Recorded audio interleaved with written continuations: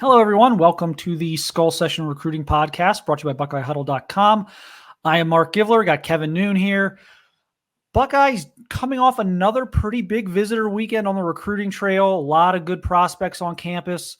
Some 2026 quarterbacks, some big-time linemen on both sides of the ball. Some underclassmen, some official visitor. We got a lot going on here with Ohio State recruiting.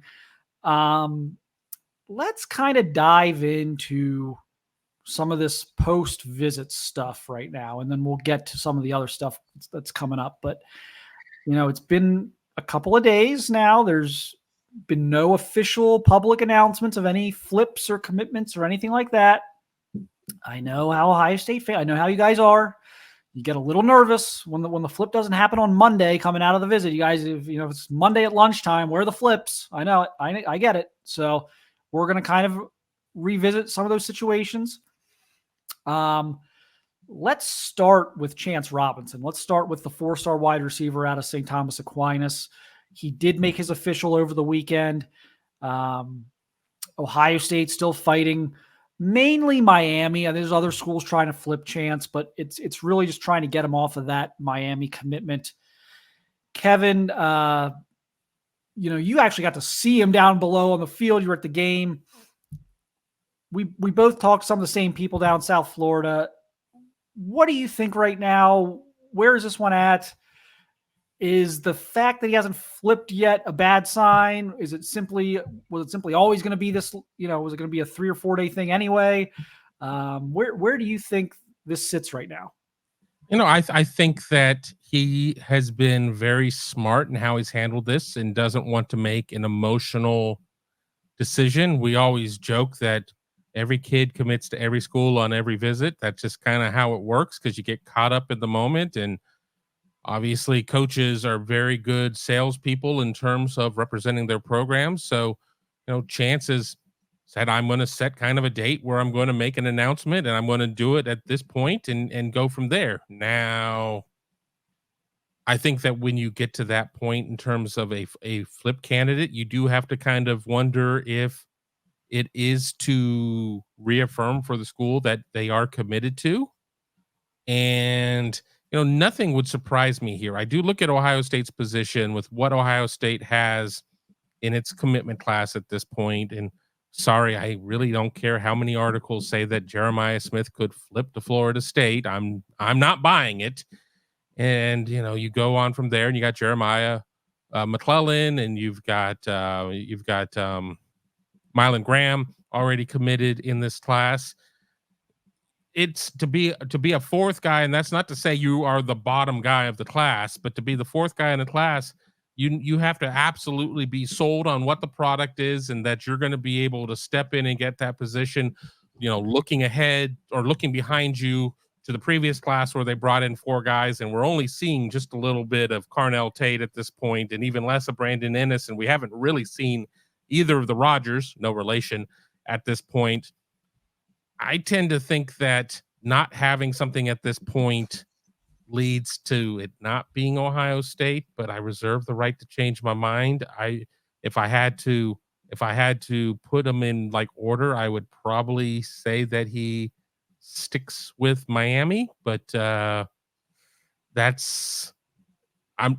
confidence points 3. I'm not putting a lot of confidence points on that one.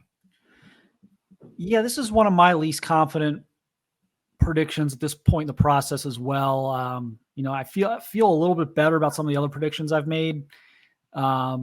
This one, it feels like it's been a lot of work for Brian Hartline, and for someone who generally seems to be able to get what he wants on the recruiting front. This feels like it's been a lot of extra work.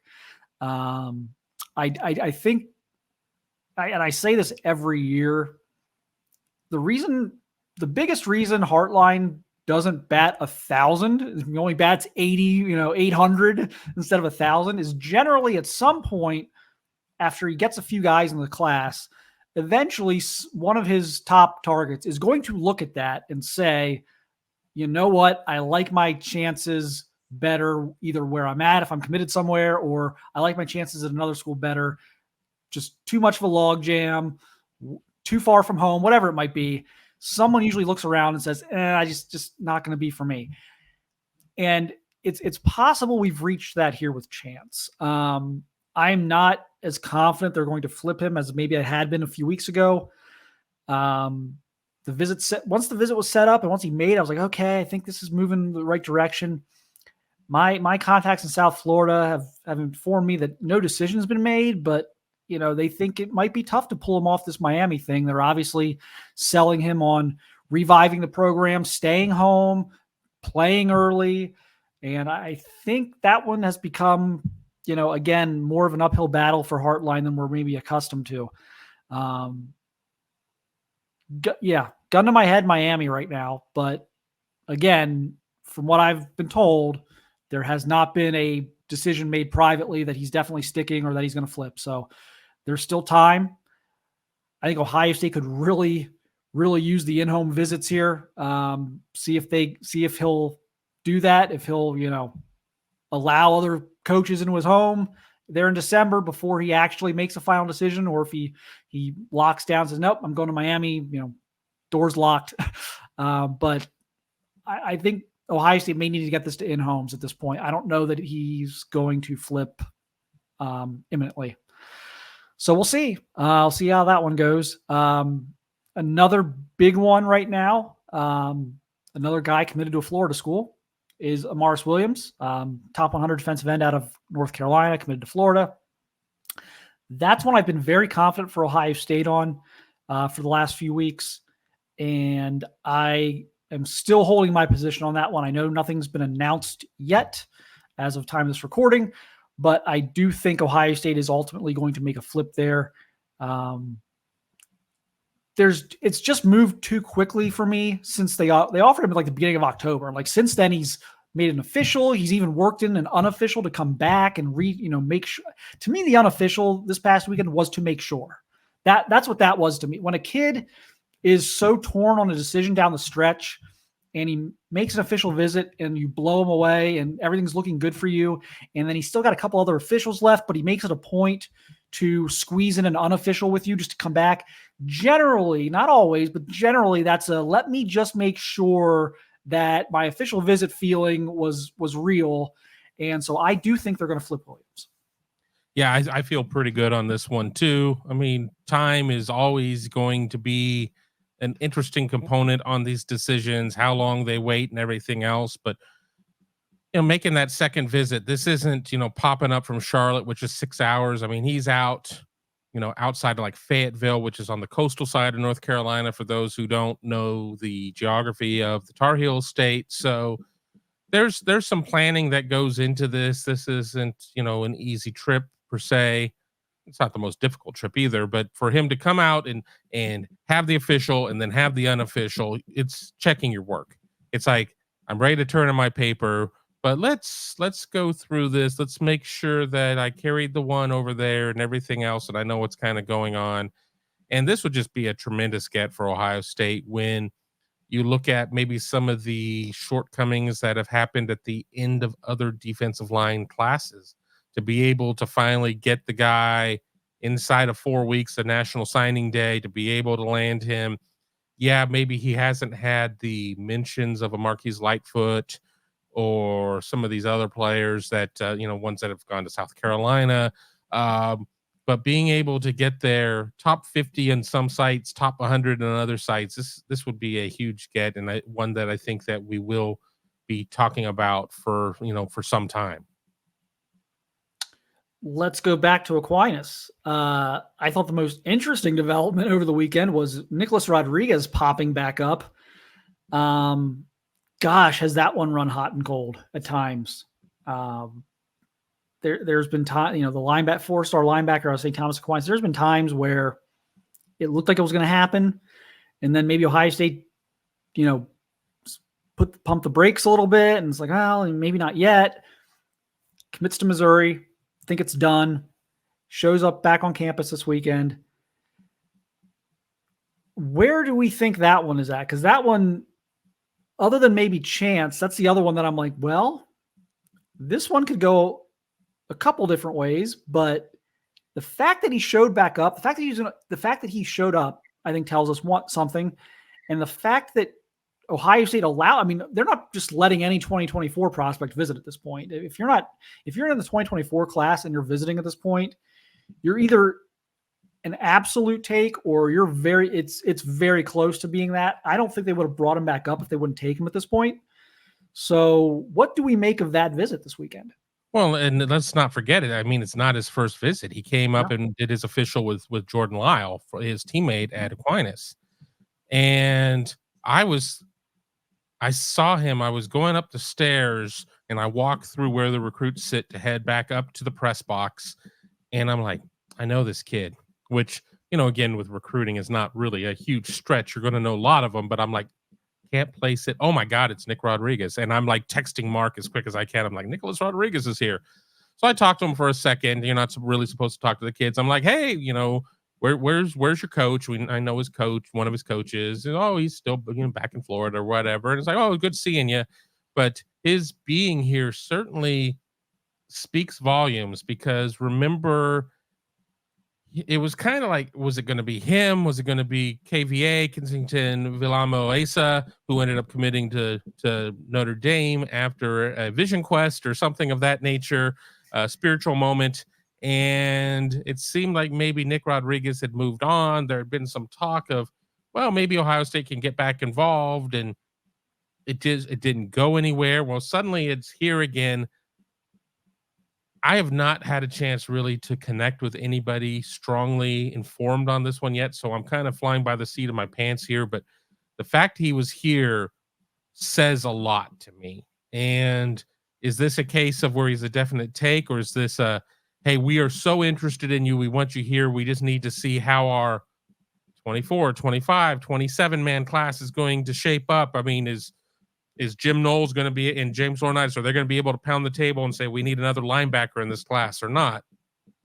I don't know, but I'm largely intrigued by this one. I'm pretty confident they would take him at this point. I think you're so close to early signing day that it's an awful big waste of time on everyone's part to go through all this like they did this past weekend. So I think they're ready to take him. Now, again, this has been so hot and cold. Does Rodriguez look at that and say, oh, maybe Missouri's been a little more consistent with me. They're having a great season. Depth chart's probably a little nicer. I just kind of play more linebackers than Ohio State does. Yeah, right. But, I'm going to lean. This is kind of the inverse of Chance Robinson to me. I'm going to lean very slightly toward Ohio State right now. I think there's a lot that went into that visit happening that was good for Ohio State that had happened. Ohio State was playing Michigan State. Ohio State wasn't playing Penn State, wasn't playing Michigan. This isn't I'm going to deadhead with some buddies and ride up and go and visit and have pizza and watch a tremendous football game. It was 38-3. There was a large line in the game. I don't think anybody was really expecting much of a highly contested match. If he was all about Missouri and it's like, I just have cooled on Ohio State because of this reason or that reason or another reason, why take the trip? I mean, honestly, you could stay home. He could have watched the Missouri-Tennessee game on television. Hell, he could have gone to Columbia, Missouri and done an unofficial visit there. So the fact that he was on Ohio State's campus for what was not necessarily one of the most compelling games on Ohio State's schedule, I think says a lot. Yep. So that's another one where I don't think a decision's been made yet, but I probably would lean Ohio State at this point. So that brings us to Gabe VanSickle, 3-star offensive lineman, committed to Northwestern, Coopersville, Michigan. Insert boy that escalated quickly meme. Visited a couple weeks ago unofficially. Got an offer November 7th, I think. Made an official visit 3 days later the official started. Obviously he's committed, and this is kind of what I say. It's not quite the Stanford factor, Because I always say when you're in a recruiting battle with Stanford, I don't care if they're 1-11, you're in a real recruiting battle. Kids don't decide, Stanford's not a throw-in on any kid's list ever. So people laugh at me when I say this. I'm like, Stanford if you're a top 3 or a top 5 and Stanford's on it, you better treat them like Alabama, because you just don't, that's not a throw-in. And so when a kid commits to Northwestern early and then sticks it out as Pat Fitzgerald is fired, there's something there that's going to be a challenge. But the way this has moved so quickly, and I've talked to Gabe a little bit, I think this is trending very, very heavily toward Ohio State right now. Yeah, and credit to David Braun, who stepped in for Pat Fitzgerald, has made, the Wildcats, dare I say, like nearly bowl eligible. I mean, I know that they end the season with Illinois, and Illinois has kind of been in the tank, and I don't know who they play here this week, but looks like Northwestern could be bowling after, what could have been a 1-11 season with a win only against Howard out of the FCS. But Ohio State is Ohio State in terms of football. And yes, I get the Stanford argument that you're making and drawing the parallels to Northwestern. A high academic kid, those types of schools don't have special dispensations just because we like this kid, how he plays football. You have to be able to get admitted. So, I mean, the academics are important. It's not like Ohio State's academics are subpar by any stretch of the imagination. But, I think that it is an opportunity for him to go to a place. I mean, Ohio State certainly needs some more bodies on the offensive line. There were some misses along the way throughout the previous few years. So it is important. He certainly likes everything he's hearing from Justin Fry and from Brian Hartline and from Ryan Day on the offensive side of the ball. And I do like Ohio State's chances to make this flip, and not only make it, but make it probably pretty soon. Yeah, I've been predicting the flip there. I'm going to stick with that. And then to kind of wrap this, you just mentioned it, and I'm going to wrap this part of this segment up by kind of going over that, is I think most of these situations are going to have a final answer soon. And by soon, I mean like in the next week. They're going to know, Gabe, are you in or out? Amaris, are you in or out? Nicholas, are you in or out? And maybe Nicholas Rodriguez isn't quite feet to the fire, because, again, if Ohio State misses on Nick Rodriguez, they probably just, okay, we're good with what we have at linebacker. I think Nick Rodriguez would kind of be like icing on the cake, be a bonus to what they've got. If Gabe VanSickle says no, if Amaris Williams says no, you're scrambling to fill those spots, because you need to fill those spots. So I think we're going to get quick answers from those guys. Chance Robinson's an interesting one. Ohio State wants an answer there because they would like to take a fourth receiver, and they have made Chance the priority for that spot. So he's kind of in no man's land there as far as they want an answer, but if they don't get one, they're going to have to keep playing the game with him. But if they keep playing the game with him, they're going to have to start adding some new players to the game, which they're going to have to go start adding they're going to have to bring in a receiver in a couple weeks in December for an official. They're going to have to do something if they want a fourth receiver, and Chance will not give them a firm yes or no. So, but again, just tie this all up. I think we're going to get a lot of answers in the next week. I don't think a lot of these situations are going to linger. Ohio State wants to know yes or no from a lot of these guys. So that will be something to watch here in the coming days, maybe in the coming hours. Who knows? It's getting about that time, I think, for at least a couple of these guys. So we'll see what happens. Couple, interesting items. I want to start with, they had Will Griffin and Jared Curtis on campus recently. We talked about that a little bit on the last episode. Jared Curtis, consensus number 2. We talked about this, and man, Jared Curtis is the consensus number 2 prospect in the 2022 class, or the 2026 class, consensus number 2 quarterback prospect. And the only guy in front of him is Julian Lewis, who's widely considered the number one player in the class overall, regardless of position, and who might be a 2025 quarterback when it's all said and done. May reclassify. Well, Julian Lewis is visiting Ohio State this weekend for the Minnesota game. I confirmed that with Julian. He texted me back yesterday, said it's happening. Oh boy, here we go. First of all, let's just get into the actual news of that. So committed to USC. And it was kind of funny at the time. We're like, well, that's probably just good for Ohio State because this was always going to be a tough battle, maybe an uphill battle to get Julian Lewis. And now he's committed to USC, so you can really just turn the page on that. And here he's back. Once just when we thought he was out, he pulled us back in. So now he's back. God, I mean, this complicates things, doesn't it? Well, yes and no. I mean, I think here's the thing. 2026 is so far away at this point that you can sit there and completely, absolutely recruit Julian Lewis and still recruit Will Griffin and the Tennessee kid and Diabell out of American Heritage and all these other quarterbacks for 26. And you're not going to ruin yourself at a school or with anybody in doing so.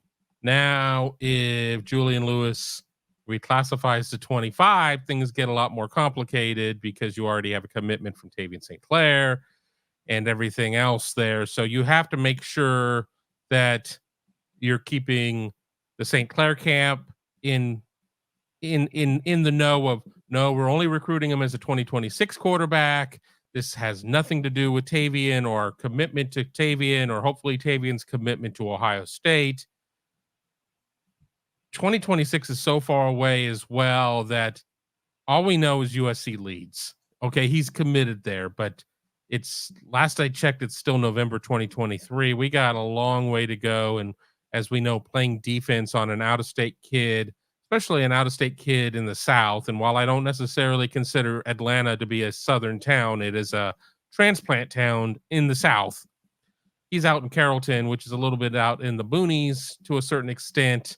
Nice boonies. We've been there. Amazing facility. We've been there multiple times. I think that, you go for it. You throw your hat in the ring. I mean, he's coming up to visit. I mean, all you're giving him is pizza and a credential at this point. You're not, that you can't pay for his visit. So it's not like you're really putting a lot of resources in it and see, and he's going to come and visit and he's going to love it. And he's going to say all the right things.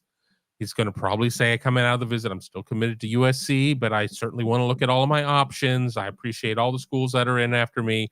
And we will be back at the term of an uncommitted, committed player at that point. And that's fine for a 15-year-old kid. I mean, I get it. And I'm not going to be some old man who says, get off my lawn and let your commitments be commitments. Not with a 2026 here in the 24 cycle. It's interesting to me because he's going to make some other visits. I think he has actually already made a visit or two. Nothing's really changed at USC. Like Lincoln Riley's not going anywhere. This is, if I'm USC, this is concerning. And it's not like, I don't even know that Ohio State's the school that would be most, would benefit the most from a decommitment. This doesn't feel very solid at all. Alabama's coming at him hard. I know Georgia's not going to just throw in the towel. Like, this has to be concerning because quarterback recruiting is just a little bit different than everybody else. And so, like, you don't want your quarterback out there going all over the place. So I think the commitment is shaky. I don't think he's just doing this to see cool games. He's coming for the Minnesota game in November. I mean, so I think there's a real chance Julian Lewis is not in USC's class by the spring.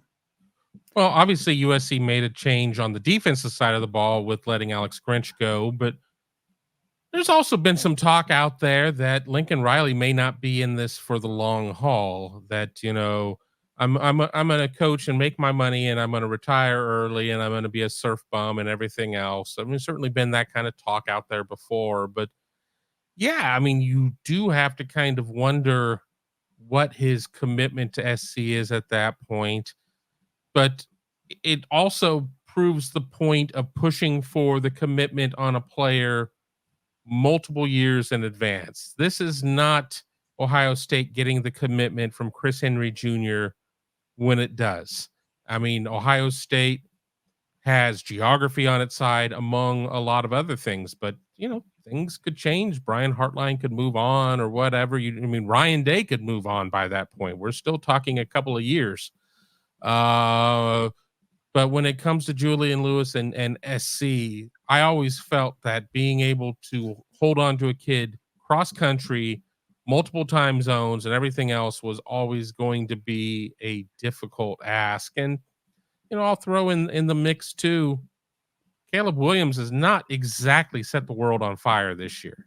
And for Lincoln Riley being this quarterback whisperer, and obviously at his time at OU and last year with Caleb Williams and having all these Heismans or whatever, are we seeing the first real flaw in the armor there with that whole narrative? I mean, just something else to think about.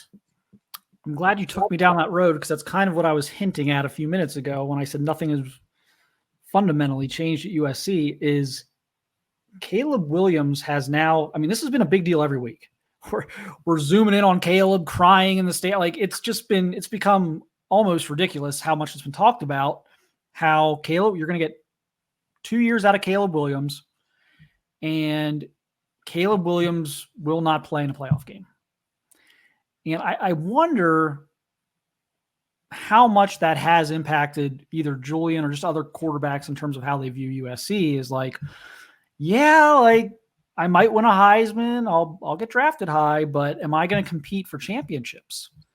And there's other schools around the country that are sending guys, and it's ironic because Alabama and Ohio State are two of them, who are kind of sending guys to the NFL in the top of the first round at the quarterback position, and they're also playing in playoff games and getting a chance to do all those other things. And so it's going to be interesting to me. Every week they kind of show, oh, good for Caleb, he's battling through this, his season's over, but he's still out there. I do wonder, I'm like, if you're Lincoln Riley, do you really want that to be a thing every week? Like, don't you want to, like, okay, enough. Like, yeah, we're not good this year. Like, we don't play defense and we're once again going to underachieve. Like, please stop talking about that. Like, I have to wonder, like, if that's a thing now. I think it is becoming one. But so we will catch up with Julian after his visit. He's always been very good with us. We've talked to him several times in the past. He's visited for spring games before. So we'll catch up with him and we'll see what he's thinking after the visit. But look, you got the number one player in the country coming to your campus. That's always a big deal. So we will track that. And then the last thing I wanted to go with here is Jeremiah Smith. At the risk of freezing cold takes, getting a hold of this, and me making one of the worst declarations of my career, I'm still going to do it anyway. I would be beyond stunned if Jeremiah Smith did not sign with Ohio State. I know what's happening on social media. I know he's been making other visits for over a year. I mean, it's what he's been doing. Everything's been explained to Ohio State. There haven't been any sneak trips. The social media scrubbing everyone's talking about. I think we're at the silly season point where this went from just enjoying the visits to let's mess with some people. That's what I think's happening. I think this is his way of having a signing day announcement without actually having a signing day announcement.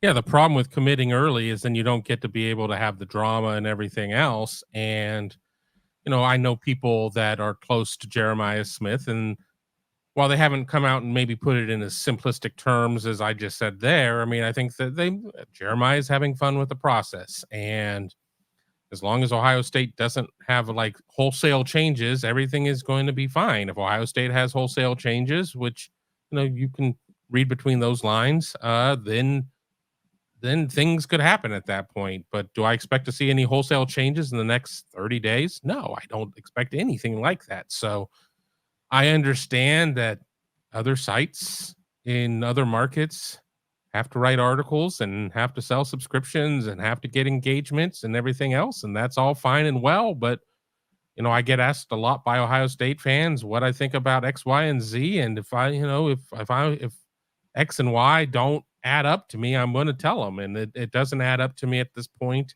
Yes, congratulations, FSU. You're undefeated. You have a hell of a receiver in Jordan Travis who hasn't played, in the last couple of weeks. You go and you get Keon Coleman and turn somebody who really didn't do much at Michigan State into something pretty special. But you're not, the relationship is too strong with Brian Hartline. The relationship is too strong with Ohio State. Let's not forget Jeremiah Smith wanted to commit about 9 months earlier than he actually did. And people around him were like, no, you don't do that. And I'm probably Ohio State would have been, no, don't do that either. We want your commitment, but we want you to be darn sure. And, there's to my knowledge, not any worry around the Woody right now about anything there. And sure, Florida State may try and figure out how to give him half a Tallahassee as part of an NIL deal or whatever, but Ohio State's got NIL too. And while it doesn't own any land in Tallahassee, it's not going to get beat out for a generational type of player potential that like Jeremiah Smith has. Jeremiah's got an opportunity to do something that Garrett Wilson didn't do, Chris Olave didn't do, Marvin Harrison Jr. didn't do, Jackson Smith and Jigba didn't do, and go down the list. He's got an opportunity to come in and start next year from day one, and I really believe he will. Marvin's leaving. You've got a situation you've got some young blossoming players, but I don't think there's any. I think there's very little chance that if he comes in early and stays healthy, that he's not starting week 1 for Ohio State. And I think there's a challenge there that can be issued to him, that has been issued to him. It's like, look at this run that they've been on the last so many years. Look at the numbers these guys have put up, the millions of dollars they've made in the NFL, the high draft picks, everything else. You have a chance to basically be better than all. You have a chance to rewrite the record books. And whatever Marvin's going to do this year to reset some of the records, you have a chance to go at those, because Marvin didn't do much until late in his freshman year. You have a chance to be in there day one. And so I think there's a lot of things that appeal to him. He's got family in the NFL. Gino is his cousin. He's got family. So he's got family in the NFL who actually is throwing to Jackson Smith and Jigba right now. And as we've seen, Jackson's numbers the last couple of weeks are he's starting to tick his way up the targets. I think all the support around him wants him to go to Ohio State. And it's not a situation where we've talked about in the past of like a guy looks around and says, well, it might take me a couple years to get on the field. Jeremiah doesn't worry about that anywhere. He's going to get on the field early anywhere. So he doesn't have to be the guy in this class who looks around and says, maybe I get more playing time somewhere else. That's not going to be a thing with him. So I think all the support wants him at Ohio State. I think he wants to be at Ohio State. And I think right now he's just guarding against, what if Brian Hartline gets a head coaching job after, in the next couple of weeks? And, it's not going to happen, because he's going to Brian Hartline's first head coaching job will be a very, very good head coach. He's not going to take the Kent State job. He's not going to Akron. That's not going to happen. So, and he's not ready for, he's not going to get offered the Texas A&M job.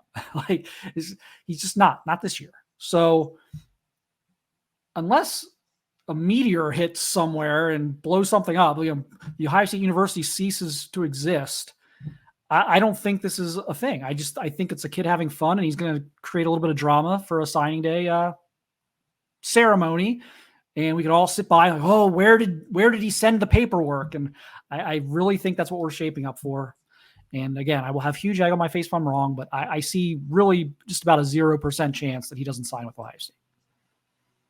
Agreed. I don't think I have anything I can add to that. I think all of that is on point, on brand, and truth. And that's where it's going to be. And you know what? If he takes other visits elsewhere leading up, it's just more of the same. But you know what? just wait. I mean, that letter of intent is going to be in Columbus, and he's going to be part of the class. And I think that everybody for Ohio State will be like, well, that was exciting. And, we'll then just get on with our day. So we wrapped things up with the hair brushing portion of the show. So you've had your hair brushed. But yeah, so Jeremiah we're on flip watch on at least 4 guys right now with more to come. I mean, Carlin Jones is going to be on campus this weekend.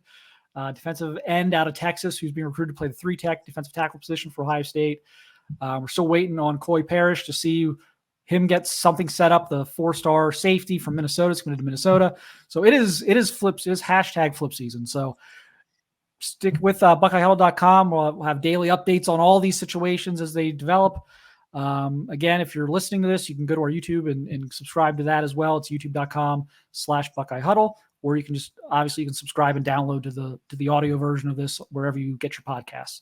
But appreciate everyone watching and listening, and we'll have more updates for you soon. Talk to you next time.